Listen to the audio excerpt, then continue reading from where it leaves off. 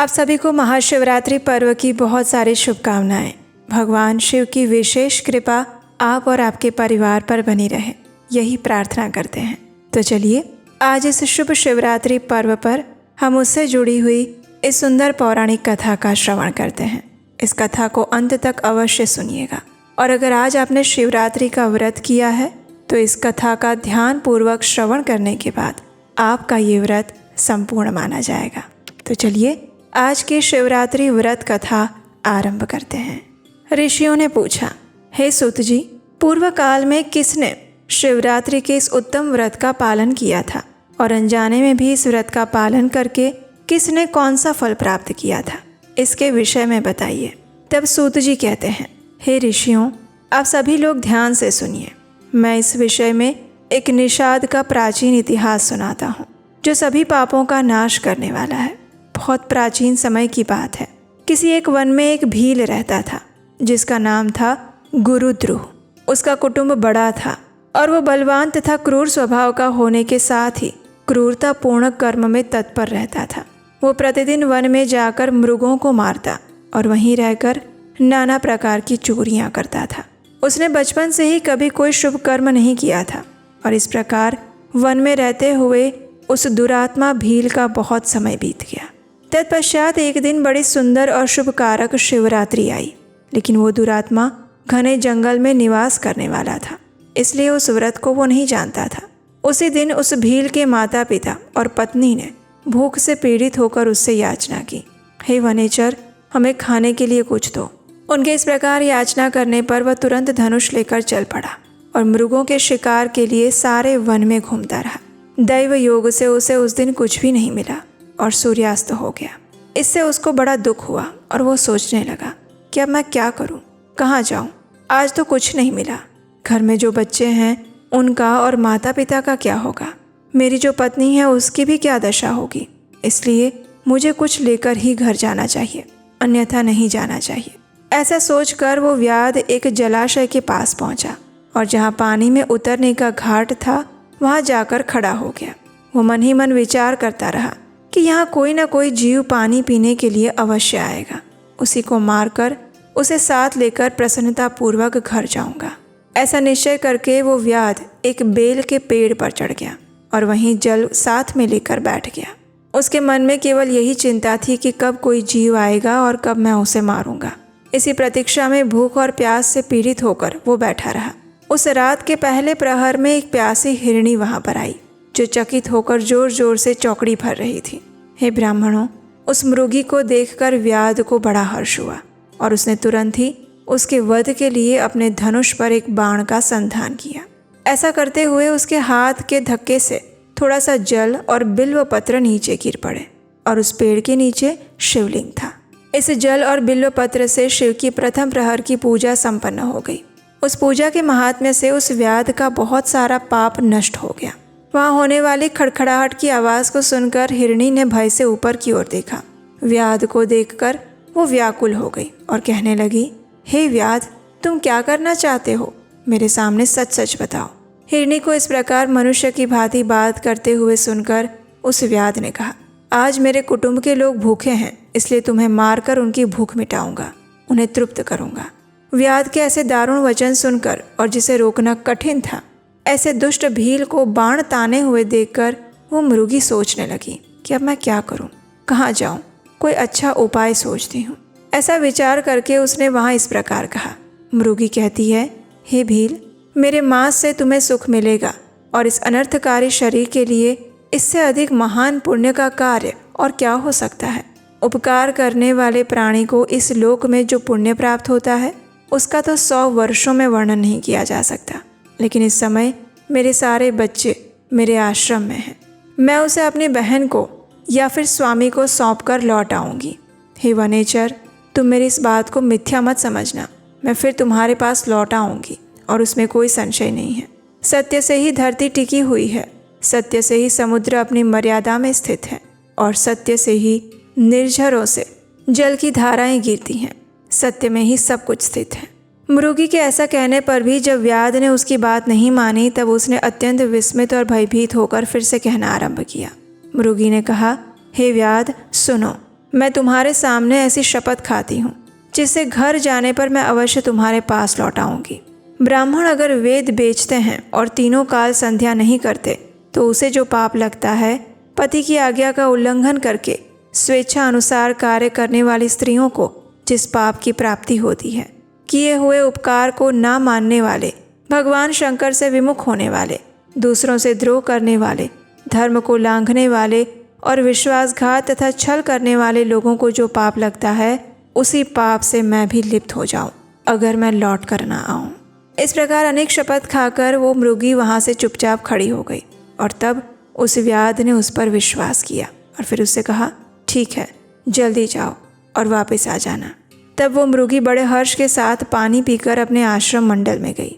इतने में ही रात का वो पहला प्रहर व्याध के जागते जागते बीत गया। तब उस हिरनी की बहन दूसरी मृगी, जिसका पहली ने स्मरण किया था, उसी की राह देखती हुई वो जल पीने के लिए वहां आई। उसे देखकर भील ने स्वयं बाण को तरकश से खींचा और ऐसा करते हुए फिर से पहले की भांति भगवान शिव के ऊपर जल और बिल्व पत्र गिर गए। और इस प्रकार अनजाने में ही महात्मा शंभु की दूसरे प्रहर की पूजा संपन्न हुई। यद्यपि वो प्रसंगवश हुई थी, लेकिन फिर भी व्याध के लिए सुखदायिनी हो गई। मृगी ने उस वनेचर को बाण खींचते हुए देखकर पूछा, हे वनेचर, ये क्या कर रहे हो? तो व्याध ने पूर्ववत उत्तर दिया, मैं अपने भूखे कुटुंब को तृप्त करने के लिए तुम्हें मार रहा हूँ। ये सुनकर मृगी कहती है, व्याध, मेरी बात सुनो, मैं धन्य हूँ, मेरा देह धारण सफल हो गया, क्योंकि इस अनित्य शरीर के द्वारा कुछ न कुछ उपकार होगा। लेकिन मेरे घर में छोटे छोटे बच्चे हैं, मेरी एक बहन है, इसलिए मैं एक बार जाकर उन्हें अपने स्वामी को सौंप दूँ, फिर तुम्हारे पास आऊँगी। तब व्याध कहता है, मुझे तुम्हारी बात पर कोई विश्वास नहीं है, मैं तुम्हें मारूंगा और उसमें कोई संशय नहीं। ये सुनकर वो हिरणी भी भगवान विष्णु की शपथ खाती है। वो कहती है, हे व्याध, जो कुछ मैं कहती हूँ उसे सुनो। अगर मैं लौट कर ना आई तो अपना सारा पुण्य हार जाऊं। जो वचन देकर उससे पलट जाता है वो अपने पुण्य को हार जाता है। जो पुरुष अपनी विवाहिता पत्नी को त्याग कर दूसरी स्त्री के पास जाता है, वैदिक धर्म का उल्लंघन करके कपोल कल्पित धर्म पर चलता है, भगवान विष्णु का भक्त होकर शिव की निंदा करता है, माता पिता की निधन तिथि को श्राद्ध आदि ना करके उसके सूना बिता देता है और मन में संताप का अनुभव करके अपने दिए हुए वचन को पूरा करता है, ऐसे लोगों को जो पाप लगता है वो सारा पाप मुझे लगे अगर मैं वापस लौट कर ना आऊँ। मृगी के द्वारा ऐसा कहने पर व्याध ने उस मृगी से कहा, ठीक है, जाओ। वो मृगी भी अपना जल पीकर हर्षपूर्वक अपने आश्रम में चली गई और उतने में रात्रि का दूसरा प्रहर भी व्याध के जागते जागते बीत गया। इस समय तीसरा प्रहर आरंभ हो गया और फिर मृगी के लौटने में बहुत विलंब हुआ। ये जानकर चकित होकर व्याध उसकी खोज करने लगा और उतने में ही उसने जल के मार्ग में एक हिरण को देखा। वो बड़ा रुष्ट पुष्ट था। उसे देखकर वनेचर को बड़ा हर्ष हुआ। वो धनुष पर बाण रखकर उसे मारने के लिए आगे बढ़ा और ऐसा करते हुए उसके प्रारब्धवश कुछ जल की बूंदें और बिल्व पत्र शिवलिंग पर फिर से गिरे और उससे उसके सौभाग्य से भगवान शिव की तीसरे प्रहर की पूजा भी संपन्न हो गई। इस प्रकार भगवान ने उस पर अपनी दया दिखाई। पत्तों के गिरने आदि का शब्द सुनकर उस मृग ने व्याध की ओर देखा और उससे पूछा, क्या कर रहे हो? तब व्याध ने उत्तर दिया, मैं अपने कुटुंब को भोजन देने के लिए तुम्हारा वध करूंगा। व्याध की ये बात सुनकर हिरण के मन में बड़ा हर्ष हुआ और तुरंत ही उसने व्याध से कहा, हे व्याध, मैं धन्य हूँ, मेरा रुष्टपुष्ट होना सफल हो गया, क्योंकि मेरे शरीर से आप लोगों की तृप्ति होगी। जिसका शरीर परोपकार के काम में नहीं आता उसका सब कुछ व्यर्थ हो जाता है। लेकिन कृपया एक बार मुझे जाने दो, मैं अपने बालकों को उनकी माता के हाथ में सौंपकर और उन सबको धीरज बंधाकर यहाँ लौट आऊँगा। उसके ऐसा कहने पर व्याध मन ही मन बड़ा विस्मित हुआ। उसका हृदय ये 3 प्रहर की पूजा करके थोड़ा बहुत शुद्ध हो गया था। उसके सारे पाप पुंज नष्ट हो चुके थे। इसलिए उसने ऐसा कहा, जो जो यहाँ पर आए हैं वो सब तुम्हारी तरह बातें बनाकर चले गए, लेकिन वे वंचक अभी तक नहीं आए हैं। हे मृग, तुम भी इस समय संकट में हो, इसलिए झूठ बोलकर जा रहे हो और फिर आज मेरा जीवन निर्वाह कैसे होगा? तब उस मृग ने कहा, हे व्याध, मैं जो कुछ कहता हूँ उसे सुनो। मुझ में असत्य नहीं है। सारा चराचर ब्रह्मांड सत्य से ही टिका हुआ है। जिसकी वाणी झूठी होती है उसका पुण्य उसी क्षण नष्ट हो जाता है। और फिर भी भील, तुम मेरी सच्ची प्रतिज्ञा सुनो। संध्या काल में मैथुन और शिवरात्रि के दिन भोजन करने से जो पाप लगता है, झूठी गवाही देने से, धरोहर को हड़प लेने से, संध्या ना करने से द्विज को जो पाप लगता है, वही पाप मुझे भी लगे अगर मैं लौट कर ना आऊं। जिसके मुख से कभी शिव का नाम नहीं निकलता, जो सामर्थ्य रहते हुए भी दूसरों का उपकार नहीं करता, पर्व के दिन श्रीफल तोड़ता है, अभक्ष्य भक्षण करता है और शिव की पूजा किए बिना, भस्म लगाए बिना भोजन करता है, इन सब का पातक भी मुझे लगे अगर मैं लौट कर ना आऊं। उस हिरण की ऐसी बात सुनकर व्याध ने कहा, ठीक है जाओ, लेकिन शीघ्र लौट आना। व्याध के ऐसा कहने पर मृग पानी पीकर चला गया। वे सब अपने आश्रम पर मिले और तीनों ही प्रतिज्ञाबद्ध हो चुके थे। आपस में एक दूसरे के वृत्तांत को भली भांति सुनकर सत्य के पाश से बंधे हुए उन सब ने निश्चय किया कि वहाँ पर अवश्य जाना चाहिए। और इस निश्चय के बाद वहाँ बालकों को आश्वासन देकर वे सब के सब जाने के लिए तैयार हो गए। उस समय सबसे बड़ी मृगी ने कहा, स्वामी, आपके बिना यहाँ बालक कैसे रहेंगे? मैंने ही वहाँ पहले जाकर प्रतिज्ञा की है, इसलिए केवल मुझको जाना चाहिए। आप दोनों यहीं पर रहिए। उसकी बात सुनकर छोटी मृगी ने कहा, बहन, मैं तुम्हारी सेविका हूँ, इसलिए आज मैं ही व्याध के पास जाती हूँ, तुम यहीं रहो। इन दोनों की बात सुनकर मृग कहता है, नहीं, मैं जाऊँगा। तुम दोनों की बच्चों को आवश्यकता है, शिशुओं की रक्षा माता से ही होती है। स्वामी की ऐसी बात सुनकर उन दोनों मृगियों ने धर्म की दृष्टि से उसे स्वीकार नहीं किया। वे दोनों अपने पति से प्रेम पूर्वक कहने लगी, हे प्रभु, पति के बिना इस जीवन को धिक्कार है। तब उन सब ने अपने बच्चों को सांत्वना देकर उन्हें पड़ोसियों के हाथ में सौंप दिया और स्वयं शीघ्र ही उस स्थान को प्रस्थान कर गए जहाँ व्याध शिरोमणि उनकी प्रतीक्षा कर रहा था। उन्हें जाते हुए देखकर उनके वे सभी बच्चे भी पीछे पीछे चले आए। उन सब ने निश्चय कर लिया था कि इन माता पिता की जो गति होगी वही हमारी भी हो। उन सबको एक साथ आया देखकर व्याध को बड़ा हर्ष हुआ। उसने धनुष पर बाण रखा और उस समय पुनः जल और बिल्व पत्र शिव के ऊपर गिरे। उससे शिव की चौथे प्रहर की शुभ पूजा भी संपन्न हो गई। उस समय व्याध का सारा पाप तत्काल भस्म हो गया। और उतने में दोनों मृगियाँ और मृग कहने लगे, हे व्याध शिरोमणे, शीघ्र ही कृपा करके हमारे शरीर को सार्थक कीजिए। उनकी ऐसी बात सुनकर व्याध को बड़ा विस्मय हुआ। शिव पूजा के प्रभाव से उसको दुर्लभ ज्ञान प्राप्त हो गया था। उसने सोचा, ये मृग ज्ञानहीन पशु होने पर भी धन्य है, सर्वदा आदरणीय है, क्योंकि अपने शरीर से ही परोपकार में लगे हुए हैं। मैंने इस समय मनुष्य जन्म पाकर भी किसी पुरुषार्थ का साधन नहीं किया। दूसरे के शरीर को पीड़ा देकर अपने शरीर को पोसता रहा। प्रतिदिन अनेक प्रकार के पाप करके अपने कुटुंब का पालन किया। हाय, ऐसे पाप करके मेरी क्या गति होगी? मैं किस गति को प्राप्त होऊंगा? मैंने जन्म से लेकर अब तक जो पातक किया है उसका इस समय मुझे स्मरण भी नहीं हो रहा है। मेरे जीवन को धिक्कार है, धिक्कार है। इस प्रकार ज्ञान संपन्न होकर व्याध ने अपने बाण को रोक लिया और कहा, हे श्रेष्ठ मृगो, तुम जाओ, तुम्हारा जीवन धन्य है। व्याध के ऐसा कहने पर भगवान शंकर तत्काल प्रसन्न हो गए और उन्होंने व्याध को अपने सम्मानित और पूजित स्वरूप का दर्शन कराया। कृपा पूर्वक उसके शरीर का स्पर्श करके उससे प्रेम से कहा, हे भील, मैं तुम्हारे व्रत से प्रसन्न हूँ, वर मांगो। व्याध भी भगवान शिव के उस रूप को देखकर तत्काल जीवन मुक्त हो गया और मैंने सब कुछ पा लिया, ऐसा कहता हुआ उनके चरणों के आगे गिर पड़ा।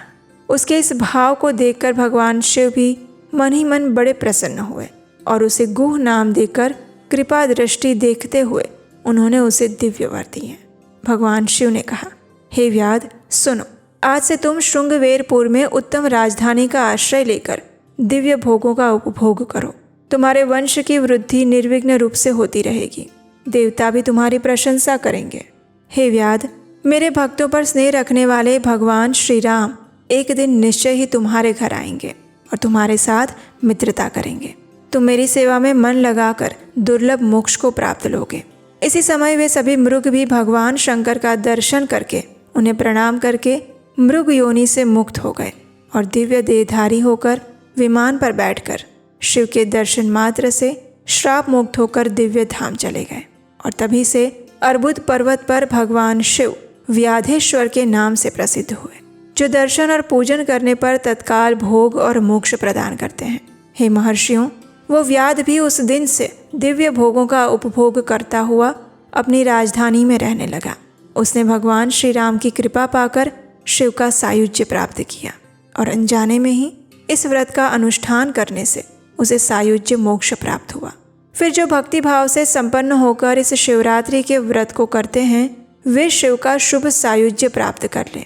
इसके लिए कहना ही क्या, सभी शास्त्रों और अनेक प्रकार के धर्मों के विषय में अच्छे से विचार करके इस शिवरात्रि व्रत को सबसे उत्तम बताया गया है। और इस श्लोक में जो अनेक प्रकार के व्रत, विविध तीर्थ, भांति भांति के विचित्र दान, अनेक प्रकार के यज्ञ, तप, बहुत से जप, वे सब कुछ इस शिवरात्रि व्रत की समानता नहीं कर सकते। और इसलिए अपना हित चाहने वाले मनुष्यों को इस शुभतर व्रत का अवश्य पालन करना चाहिए। ये शिवरात्रि का व्रत दिव्य है और इससे सदा भोग और मोक्ष दोनों की प्राप्ति होती है। हे महर्षियों, यह शुभ शिवरात्रि व्रत व्रतराज के नाम से विख्यात है। और इस प्रकार सूत गोस्वामी ने शिवरात्रि की महिमा गान करती हुई इस कथा को समाप्त किया। तो ये थी शिवरात्रि व्रत की पौराणिक कथा। आशा है इसका श्रवण करके आप अपने इस शिवरात्रि व्रत को पूर्ण और सफल बनाएंगे। अगर आपको आज की ये कथा अच्छी लगी है तो इस वीडियो को लाइक करके बाकी सभी लोगों को शेयर कर दीजिए, व्हाट्सएप पर, टेलीग्राम पर और बाकी सारे सोशल मीडिया पर, क्योंकि आज के दिन, शिवरात्रि के दिन, इस शिव कथा का श्रवण किए बिना शिवरात्रि का व्रत अधूरा रह जाता है। आपके द्वारा शेयर करने से उन सब के ऊपर भी भगवान शिव की विशेष कृपा प्राप्त होगी। और अगर पहली बार इस चैनल पर आ रहे हैं तो आप क्या अपने चैनल उपदेशाष्टकम को सब्सक्राइब करके रखिए, क्योंकि यहीं पर हम लेकर आते हैं वेदों, शास्त्रों और पुराणों से ली गई सिर्फ प्रमाणभूत कथाएं, बिना किसी मिलावट के। भगवान शिव की तरह हमेशा शांत, धीर और गंभीर रहना चाहते हैं, लेकिन मन बार बार परेशान करता रहता है। ओवर थिंकिंग से थक चुके हैं और इमोशंस तो इतना ज़्यादा ऊपर नीचे हो जाता है कि पूछो मत। मेडिटेशन डेली शुरू करते हैं लेकिन कंसिस्टेंसी नहीं बन पाती है। गुस्सा तो इतना आ जाता है कि बस पूछो मत। अगर इन सभी प्रॉब्लम से आप भी गुजर रहे हैं तो ये कोर्स आपके लिए है। इस शिवरात्रि पर हम आपके लिए लेकर आए हैं एक स्पेशली डिज़ाइन क्यूरेटेड कोर्स जिसका नाम है द शिवा कोड, जिसके अंदर हम भगवान शिव को तत्वतः जानने का प्रयास करेंगे। उसके अलावा भगवान शिव के जीवन से हम अपनी लाइफ में प्रैक्टिकली क्या सीख सकते हैं वो भी हम जानेंगे। मेडिटेशन को सरल कैसे बनाया जा सकता है, अपने इमोशंस को कैसे कंट्रोल किया जा सकता है और भगवान शिव के पास टाइम से हमें क्या शिक्षाएं मिल रही हैं। और इस कोर्स के एंड में स्पेशल बोनस रहेगा शिवरात्रि के ऊपर में सब कुछ। और उसके अलावा 5 माइक्रो हैबिट्स जो आप अपने जीवन में भगवान शिव के जीवन से उतार सकते हैं। लिमिटेड टाइम ऑफर है तो जल्दी से जाइए, नीचे डिस्क्रिप्शन बॉक्स में लिंक दिया गया है। इस शिवरात्रि भगवान शिव की वास्तविक पूजा करते हैं उन्हें जानने के बाद।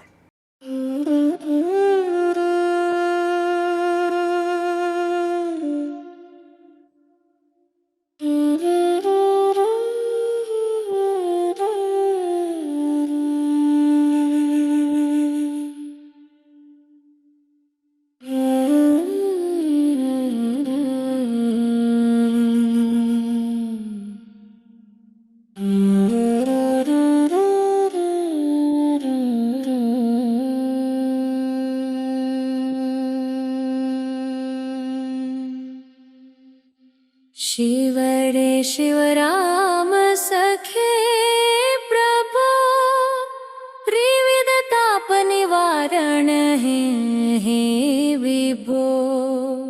अज जनेश्वर यादव पाहि मां, शिव हरे विजयं कुरु मे वरम्। कमललोचन राम दयानिधे, हर गुरु गज रक्षक गोपते। शिवतनो भव शंकर पाहि मां, शिव हरे विजयं कुरु मे वरम्।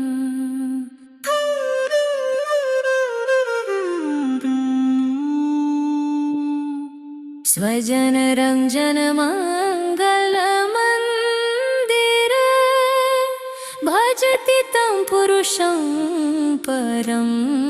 पदं भवति तस्य सुखं परमाद्भुतं शिवहरे विजयं पुरो मे वरम्।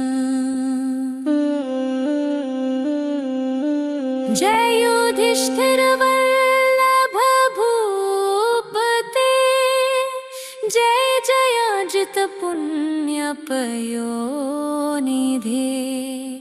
जय कृपामय कृष्ण नमोऽस्तुते शिवहरे विजयं पुरो मे वरम्। भवविमोचन माधव मापते सुखविमान सहस शिवारते जनक जारत माधव रक्षमा शिवहरे विजयं पुरो मे वरम्।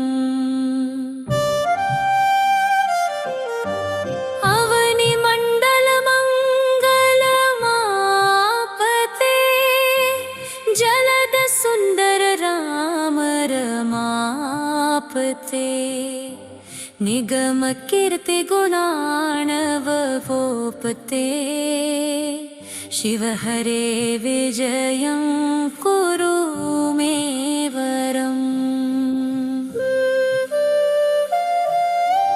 पतित पावन नाम लीलता तव यशो विमलं परिगीयके तदपि माधव मां किमुपेक्षसे शिवहरे विजयं कुरु मे वरम्। अमरता परदेव रमापते विनयतस्तव नामं धनोपमम् मयि कथं करुणार्णव जायते शिवहरे विजयं कुरु मे वरम्। हनुमत प्रिय चापतर प्रभो सुरसरित शेखर हे गुरो मम विभो किमु विस्मरणं कृतं शिवहरे विजयं पुरु मे वरम्। नरहरेति परं जनसुन्दरं पठति यः शिवरामकृतस्तवम् विष्टे राम रमाचरणाम्बुजे शिवहरे विजयं कुरु मे वरम्। प्रातरुत्थाय ययो भक्त्या पठदेकाग्रमानसः द्विजयो जायते तस्य विष्णु सान्निध्यमाप्नुयात्।